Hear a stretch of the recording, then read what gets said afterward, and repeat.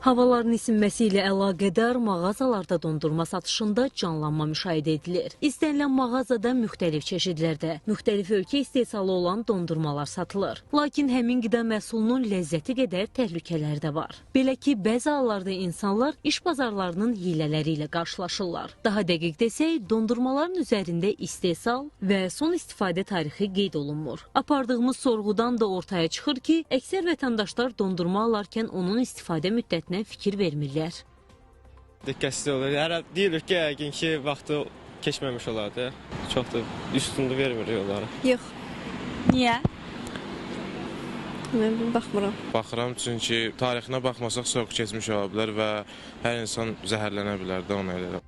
Mütəxəssislər xüsusilə bir məqama diqqət çəkirlər. Qeyd edirlər ki, insanlar dondurma alarkən onun istifadə müddəti ilə yanaşı kağızına da nəzər yetirməlidirlər. Əgər dondurmanın üslüyü əzikdirsə, mütləq onu almaqdan çəkinmək lazımdır. Çünki bu, dondurmanın bir dəfə əridikdən sonra yenidən dondurulduğunun əyani göstəricisidir.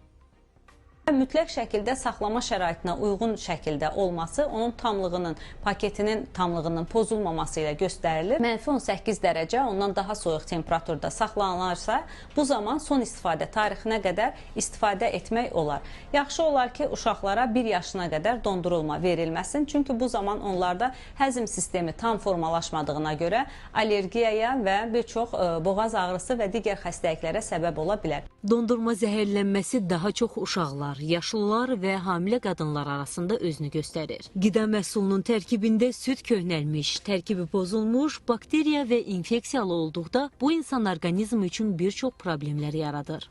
Bu var isə insana demişəm, qida zəhərlənmələri bağırsaq pozuntularına qədər gətirib çıxarda bilər. Hətta o qədər ciddi şəkildə mədə-bağırsaq sıxıntıları ortaya çıxar ki, bir insana çoxlu bulantı, qusma, ishal olarsa, hətta böyrək çatışmazlığı və multiorqan çatışmazlığına qədər gətirib çıxarda bilər. Bəzi infeksiyalar isə həddindən artıq dozası yüksək olduğunda bu zaman daha ciddi zəhərlənmə halları ortaya çıxa bilər.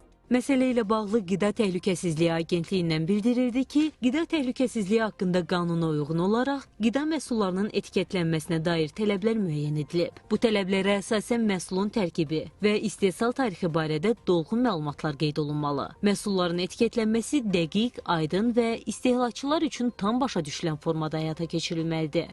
Agentliyin müfəttişləri tərəfindən aparılan yoxlamalar zamanı qida məhsullarının etiketlənməsinə dair tələblərə riayət edilməsi vəziyyəti yoxlanılır. Uyğunsuzluq aşkar edildiyi təqdirdə həmin qida məhsullarının satışının dayandırılması barədə məhdudlaşdırıcı qərar qəbul edilir. Eyni zamanda həmin qida məhsullarının etiketlənməsi ilə bağlı pozuntular aradan qaldırıldıqdan sonra yenidən satışına icazə verilir. Qeyd edək ki, vətəndaşlar tərəfindən etiketlənmə ilə bağlı tələblərin pozulması halları aşkarlandıqda istehlakçı kimi satıcıdan və ya satış şəbəkəsinin səlahiyyətlisi hüququnu tələb etməlidirlər. Eyni zamanda bu barədə Qida Təhlükəsizliyi Agentliyinin 1003 çağrı mərkəzinə zəng edə bilərlər.